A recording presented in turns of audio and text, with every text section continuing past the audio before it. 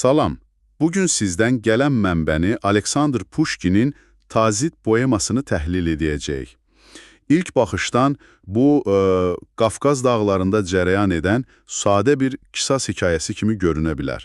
Bəli, elədir. Amma əslində bu, bir-birini qətiyyən anlamayan iki nəslin, iki fərqli dəyərlər dünyasının faciəvi toqquşmasıdır. Gəlin görək bu qısa poemanın dərinliyində hansı böyük suallar gizlənir. Məncə başlanğıcı çox güclüdür. Puşkin elə ilk sətirlərdən bizi o qədər ağır bir atmosferə salır ki, bir Çeçen kəndindəyik, Qasub adlı yaşlı bir kişinin oğlu yenicə öldürülüb. Hər yerdə matəmdir, insanlar fəryad edir, hətta atların belə narahat olduğu təsvir olunur. Bəli, bu çox vacib bir məqamdır. Bu, sadəcə kədər deyil, sanki bütün nizamın pozulduğu bir mənzərədir. Tamamilə. Bu, qərb ədəbiyyatında gördüyümüz o fərdi kədər deyil, bu kollektiv bir yaradır. Çünki bu cəmiyyətdə bir döyüşçünün ölümü sadəcə ailənin itkisi deyil. Aydındır. Təkcə ata kədəri deyil, həm də şərəfi ləkələnmiş bir ailə başçısının qəzəbidir. Bütün gərginlik elə bu nöqtədən başlayır. Və tam bu ümidsizliyin ortasında bir figur peyda olur. Qasubun digər oğlu Tazit. O, 13 il əvvəl əsil Çeçen kimi böyüdülməsi üçün başqa bir ailəyə verilib və indi geri qayıdır. Bu sanki talehin bir hədiyyəsidir, elə deyilmi? Elədir, bəli. Boşalmış bir yerin dərhal doldurulması qisas üçün yeni bir ümid. Tamamilə. Baxın, onu gətirən müdrik qocanın sözləri əslində bütün faciənin proqramını cızır. Mən sənə başqasını gətirdim. O, sənin itkini əvəz edəcək. Əvəz edəcək. Çox ağır ifadədir. Bəli, fikir verin. Sənə yoldaş olacaq və kədərini paylaşacaq demir, əvəz edəcək deyir. Yəni, Tazit bir şəxsiyyət kimi yox, boşalmış bir funksiyanı, qisasçı oğul funksiyasını yerinə yetirməli olan bir alət kimi təqdim olunur. Bütün gözləntilər onun fərdi kimliyinə deyil, bu rolu nə dərəcədə yaxşı oynayacağına yönəlib. Qasıb da təbii ki, bu ümiddən yapışır. Oğlunu qucaqlayır, sevinir, düşünür ki, hər şey yoluna düşəcək, ailənin şərəfi bərpa olunacaq. Amma çox keçmir ki, bu ümidlə reallıq arasında dərin bir uçurum olduğu üzə çıxır. Tazit fərqlidir. O səssizdir, tənha gəzir, sanki öz qəbiləsinin parçası deyil. Puşkin onu evdə bəslənən, amma gözü həmişə meşədə olan marala bənzədir. Bu nə deməkdir? O sadəcə utancaqdır, yoxsa burada daha dərin bir yadlaşma var? Məncə bu sadəcə utancaqlıq deyil. Bu fundamental bir uyğunsuzluqdur. O, 13 il boyunca fərqli bir mühitdə, bəlkə də fərqli dəyərlərlə böyüyüb. İndi isə ondan heç bir sual vermədən hazır bir rolu oynaması tələb olunur. Düzdür. Onun səssizliyi və tənhalığı əslində bu rolu rədd etməsinin passiv bir formasıdır. O, bu dünyanın qaydaları ilə oynamaq istəmir ya da bacarmır. Və Qasub bu uyğunsuzluğu hiss edib oğlunu sınamağa başlayır. Bu sınaqlar çox maraqlıdır. Çünki hər biri o cəmiyyətin bir təməl dəyərini yoxluyur. Məsələn, birinci sınaq. Atası soruşur ki, harada idin? Bəli. Tazit deyir ki, dərədə idim, zirəhli, zəngin bir tacir gördüm. Və heç nə etmədim. Sadəcə baxdım və keçdim getdim. Qasub üçün bu ağla sığmazdı. Bu, həm ailəyə sərvət gətirmək fürsətidir, həm də bir döyüşçünün cəsarətini sübut etmək anıdır. Dəqiq, bu iqtisadi bir testdir. O cəmiyyətdə güc, həm də qənimət gətirmək bacarığı ilə ölçülür. Taciri soymaq qəddarlıq deyil, bir növ vergi, güclünün haqqı hesab olunurdu. Maraqlıdır. Tazitin buna laqeyd qalması atasının gözündə onun təkcə cəsarətsizliyi deyil, həm də ailəsinin rifahına qarşı məsuliyyətsizliyidir. O, sistemin ən təməl qaydalarından birini pozur, fürsəti dəyərləndirmir. Yaxşı, birinci sınaqdan kəsildi. İkinci sınaq isə məncə daha da pisləşir. Bu dəfə Tazit onlardan qaçan bir qulağa rast gəldiyini deyir, Qasubun gözləri parlayır. Əlbəttə. Qaçan qulu geri gətirmək böyük sərvət və status deməkdir. Soruşur, hanı o? Yəqin zəncirləyib gətirmisən? Tazit isə yenə susur. Onu da azad edib. Bu artıq sadəcə fürsəti qaçırmaq deyil, bu sanki mövcud sosial quruluşu tamamilə inkar etməkdir. Tamamilə doğru. Baxın, birinci test iqtisadi idisə, bu sosial-siyasi bir testdir. Qul mülkiyyətdir, status simvoludur. Onu geri gətirmək, ailənin gücünü və nüfuzunu bərpa etmək deməkdir. Aydındır. Tazitin bu hərəkəti isə Qasubun dünya görüşündə anarxiyadır. Bu, mülkiyyət anlayışını rədd edirəm demək kimidir. O, atasının dünyasının nə iqtisadi, nə də sosial qanunlarını qəbul etdiyini göstərir. Və hər dəfə də bunu izah etmir, sadəcə susur. Bu susqunluq Qasubu dəli edir. Və gəlib çıxırıq zirvə nöqtəsinə, üçüncü və ən amansız sınağa. Tazit nəhayət ki, qardaşının qatili ilə üz-üzə gəlir.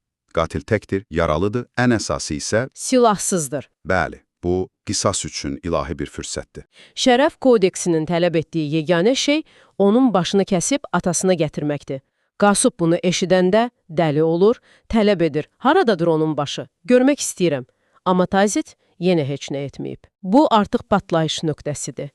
Çünki bu nə sərvət, nə də status məsələsidir. Bu birbaşa şərəf, kimlik və varlıq məsələsidir. Qasubun dünyasında silahsız düşmənə mərhəmət göstərmək adlı bir anlayış yoxdur. Xüsusilə də o düşmən sənin qardaşının qatilidirsə. Mümkün deyil. Bu xəyanətlərin ən böyüyüdür. Və burada biz oxucu olaraq dilemma qarşısında qalırıq. Tazit niyə belə etdi? O sadəcə bir qorxaqdır, qan görməkdən iyrənir, yoxsa bu onun prinsipial mövqeyidir? Bəlkə də onun dəyərlər sistemində silahsız, yaralı bir insanı öldürmək şərəfsizlikdir. Bax, bu əsərin düyün nöqtəsidir. Bizim müasir təsəvvürlərimizlə Tazitin hərəkəti bəli, humanist görünə bilər, amma Qasubun kontekstində bu təsəvvür edilməz bir rəzalətdir. Elədir. Bu sadəcə atasını deyil, bütün əcdadlarını, bütün qəbilənin ruhunu təhqir etmək deməkdir. Bu hərəkəti ilə o öz cəmiyyətindən tamamilə imtina etmiş olur. Və gəlin Puşkinin öz mövqeyinə də baxaq. O, bir Rus aristokratı kimi Qafqaza baxır. O dövrün Rus ədəbiyyatı üçün Qafqaz həm vəhşi, həm də nəcib, yüksək dəyərlərə malik bir məkan idi. Düzdür, o ikililik var idi. Puşkin bəlkə də Tazitin simasında bu vəhşi şərəf kodeksinə bir alternativ axtarır. Bəlkə də o soruşur, insanlığın təməl qanunları, yoxsa bir qəbilənin sərt şərəf qaydaları hansı daha üstündür? O bizə cavab vermir, sadəcə bu iki dünyanın toqquşmasını bütün çılpaqlığı ilə göstərir. Bu toqquşmanın nəticəsi isə dəhşətlidir. Qasub partlayır və ədəbiyyat tarixinin bəlkə də ən qəddar ata lənətlərindən birini yağdırır. Bu sözlər, yəni adamın sümüyünü işləyir. Rədd ol, sən mənə oğul deyilsən, sən çeçen deyilsən, sən arvadsan, qorxaqsan, qulsan, ermənisən, lənət olsun sənə. Bu təhqirlərin seçimi təsadüfi deyil, elə deyilmi? Qətiyyən. Bu sadəcə emosional bir partlayış deyil, bu məqsəd yönlü bir kimlik məhvidir. Qasıb oğlunun təkcə ailə üzvlüyünü deyil, onun kişi, etnik və sosial kimliyini əlindən alır. Hər şeyini. Bəli, arvad onun kişiliyini, qul onun azadlığını, erməni isə o kontekstdə döyüşçü olmayan tacir xalq mənasında onun çeçen kimliyini silmək üçün istifadə olunur. O, oğlunu sadəcə evdən qovmur, onu mənsub olduğu dünyadan tamamilə xaric edir, onu bir heç kimə çevirir. Və bununla da kifayətlənmir. Psixoloji işgəncəyə davam edir. Qoy ölən qardaşın qanlı bir pişik kimi çiyinlərinə otursun və səni amansızca uçurma qovsun. Bu nə deməkdir? Ömürlük vicdan əzabı arzusu. Bəli, bu fiziki ölümdən daha pis bir cəzadır. Qasib istəyir ki, Tazit hər an öz xəyanətinin ağırlığı altında əzilsin, heç vaxt rahatlıq tapmasın. Bu Qasubun özünün nə qədər dərin bir xəyal qırıqlığı yaşadığını, bütün dünyasının başına yıxıldığını göstərir. Onun da dünyası dağılır əslində. Əlbəttə, onun idealizə etdiyi oğul obrazı tamamilə məhv olub və bu boşluğu ancaq bu cür ifrat nifrətlə doldura bilir. O həm də bir qurbandır, öz dəyərlər sisteminin əsrinə çevrilmiş tragik bir atadır. Lənətdən sonra Tazit yoxa çıxır. Həyat isə kənddə davam edir. Gənclər at çapır, qılınc oynadırlar. Yəni Tazitin rədd etdiyi bütün o döyüşçü mədəniyyətini yaşadırlar. Cəmiyyət öz bildiyi yolla irəliləyir, uyğunlaşa bilməyənləri isə kənara atır. Bəli. Və tam sən düşünəndə ki, hekayə bitdi, Taziti bir qorxaq və uğursuz kimi yadda saxlayacağıq, Puşkin sona kiçik amma hər şey dəyişən bir detal əlavə edir. Bəli, bu dahiyanə bir sonluqdur. Biz kənarda kədərli dayanan Taziti görürük, amma o tək deyil, yanında sevdiyi bir qız var. Düzdür. Və biz qısa bir epizoddan öyrənirik ki, Tazit əslində passiv biri deyilmiş. O, vaxtilə bu qızın atasına gedib və onunla evlənmək üçün icazə istəyib. Özünü təqdim etmə forması isə bütün hekayəni başqa cür oxumağımıza səbəb olur. Bəli, o demir ki, mən cəsur döyüşçüyəm, səni qoruyacağam və ya sənə qənimət gətirəcəyəm. tamamilə fərqli bir söz verir. Sənə oğul və dost, sənin oğullarına isə etibarlı yoldaş olacağam, qızına isə sadiq bir həyat yoldaşı. Bu, qasıbın dünyasından nə qədər fərqlidir? Çox fərqli. Qisas, qan, qənimət yerinə dostluq, sədaqət, əmək kimi dəyərlər təklif edir. Məhz. Məlum olur ki, Tazitin susqunluğu onun bir planının olmamasından irəli gəlmirdi. Əksinə, onun özünün alternativ bir həyat planı var idi. Amma bu plan atasının şərəf kodeksinə tamamilə zidd idi. Tamamilə. O, zorakılıq və talan üzərində deyil, sülh və quruculuq üzərində bir həyat qurmaq istəyirdi. Bu, son səhnə Taziti bir qorxaqdan, öz dəyərləri uğrunda bütün bir cəmiyyətə qarşı çıxmağı bacaran, lakin bunu səssizcə edən tragik bir qəhrəmana çevirə bilər. O, atasının dilində danışa bilmədiyi üçün məğlub olur. Bu, əslində bugün də çox aktual olan bir problem deyilmi? Bir valideynin övladı üçün qurduğu həyat planı ilə övladın öz arzusunun toqquşması. Elədir. Valideyn uğur dedikdə başqa bir şeyi, övlad isə tamamilə fərqli bir şeyi nəzərdə tutur. Biri üçün uğur, güc və statusdursa, digəri üçün bəlkə də sadəcə sevdiyi insanla sakit bir həyatdır. Tamamilə. Tazit bu mənada zamansız bir əsərdir. O bizə göstərir ki, dəyərlər mütləq deyil, nəsildən nəslə dəyişə bilər və bir nəslin şərəf adlandırdığı şey digər nəsil üçün mənasız bir qəddarlıq kimi görünə bilər. Doğrudur. Əsərin faciəsi də bundadır ki, nə Qasub öz dünyasından kənara çıxıb oğlunu anlaya bilir, nə də Tazit öz dünyasını atasına izah edəcək sözləri tapa bilir. Onların arasında bir ünsiyyət körpüsü yoxdur. Beləliklə, bir cənazə ilə başlayan hekayə əslində iki fərqli dünyanın simvolik cənazəsi ilə bitir.